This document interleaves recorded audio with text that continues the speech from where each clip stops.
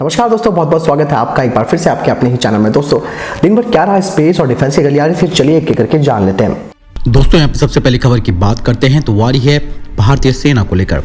अब अमेरिका और इजराइल की तरह भारत सरकार ने भी सेना में भर्ती के लिए क्रांतिकारी कदम उठाने जा रही है। अब इंडियन आर्मी में कोई भी आदमी भर्ती हो सकता है। खास बात यह है कि ट्रेनिंग आर्मी के नियम कायदे और कानून के तहत होगी, लेकिन सेना में शामिल होने वाला शख्स अगर चाहे तो कुछ औपचारिकताएं पूरी करने के बाद पूर्णकालीन कमीशन भी प्राप्त कर सकेगा। भारत सरकार ने इस शॉर्ट सर्विस कमीशन को टूर ऑफ ड्यूटी नाम दिया है। सेना का मकसद भारत के बेस्ट टैलेंट को सेना में जोड़ने का है। इंडियन आर्मी में ये क्रांतिकारी कदम सीडीएस विपिन रावत जी के पहल पर उठाया जा रहा है। ऐसा कहा जा रहा है कि जंग के हालात में पाकिस्तान और चीन को एक साथ मात देने के लिए भारतीय सेना ने तैयारी शुरू कर दी है।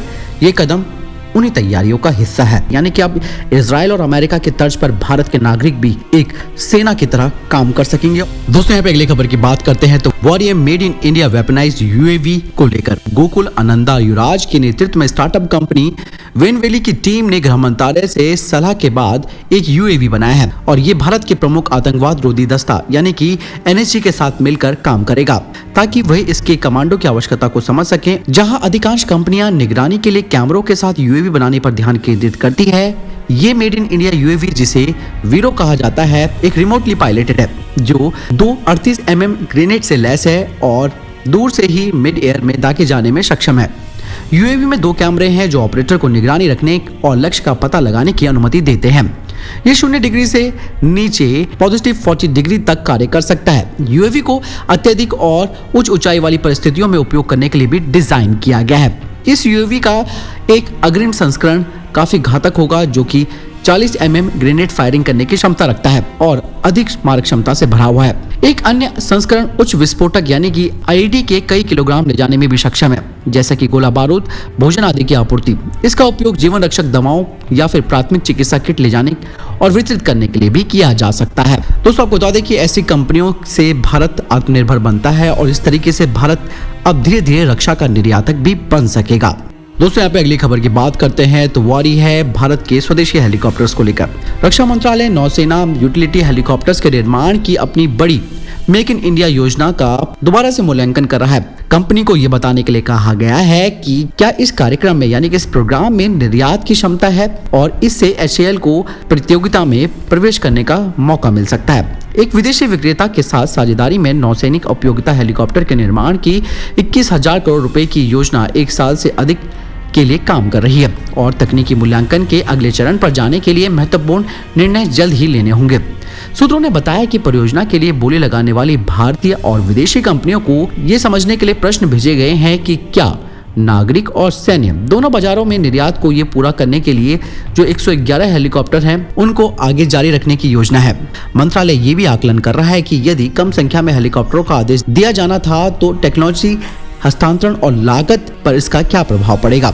ऐसी आशंका है कि परियोजना की संख्या में कटौती की जा सकती है, क्योंकि मंत्रालय एक अनुमानित बजट कटौती के कारण सभी खरीद योजनाओं को एक तरह से संशोधित कर रहा है। सूत्रों ने यह भी कहा है कि HAL जो कि अपने एडवांस लाइट हेलीकॉप्टर के लिए एक मजबूत पिच बना रहा है, उसे इंटरनेशनल मार्केट में कंपटीशन के लिए मौका मिल सकता है अगर ये एक निश्चित समय के भीतर अपने प्रोटोटाइप को विकसित करने में सक्षम हो तो। यानी कि दोस्तों आप यहाँ पर साफ तौर से समझ सकते हैं कि रक्षा मंत्रालय नौसेना उपयोगिता वाले हेलीकॉप्टर्स के लिए काफी जद्दोजहद कर रहा है, ताकि यही नहीं कि वो हमारी नौसेना के लिए भी पूर्ण रूप से कार्य कर सकते हैं, इसके अलावा वे नागरिक और जो अन्य देश हैं उनको भी इस तरीके के हेलीकॉप्टर को HAL पिच कर सके। तो काफी सारी इसके लिए भारत की प्लानिंग चल रही है, लेकिन प्रोटोटाइप विकसित नहीं कर पाया HAL, लेकिन प्रयास में जारी है कि वो आने वाले समय में एक अच्छा प्रोटोटाइप विकसित कर सके ताकि निर्यात में भारत की क्षमता बढ़ सके, वो भी हेलीकॉप्टर के क्षेत्र में। दूसरी अगली खबर की बात करते हैं तो वारी है भारत और चीन को लेकर। आपको बता दें कि पिछले हफ्ते पूर्वी लद्दाख में पैंगोंग झील के पास भारतीय सेना के साथ चीनी पीपुल लिबरेशन आर्मी के हेलीकॉप्टर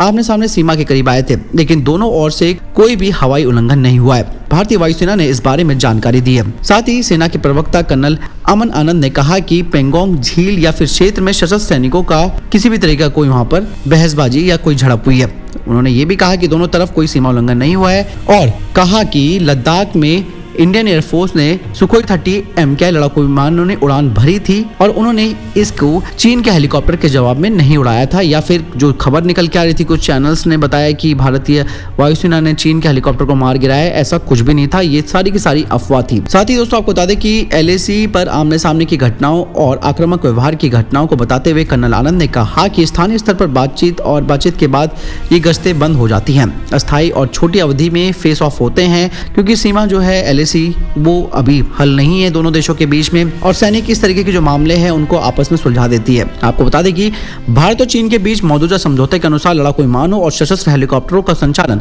LAC से कुछ दूरी तक ही किया जा सकता है, यानी कि कम से कम 10 किलोमीटर दूर LAC से चीन या भारत अपने फाइटर जेट्स या फिर हेलीकॉप्टर्स को ऑपरेट कर सकता है।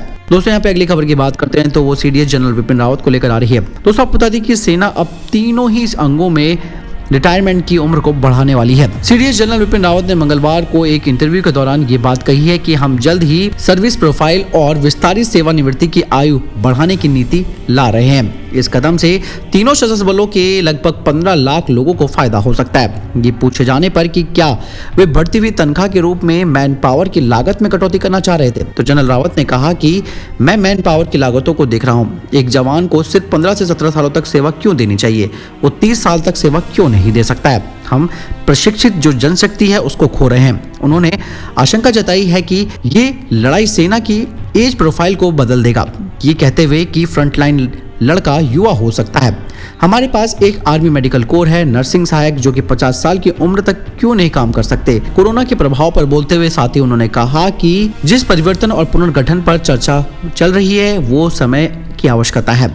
जनरल रावत ने कहा कि सशस्त्र बलों में परिवर्तन की आवश्यकता है और अब ये होने वाला है। साथ ही जब उनसे ये पूछा गया कि क्या 3 साल के भीतर संयुक्त कमान रखने का लक्ष्य पूरा हो जाएगा, तो जनरल रावत ने कहा कि मैं 3 साल से आगे नहीं जा रहा हूँ। हमारे पास एक संरचना होगी और उसका क्रियान्वयन भी 3 वर्षों में शुरू होगा।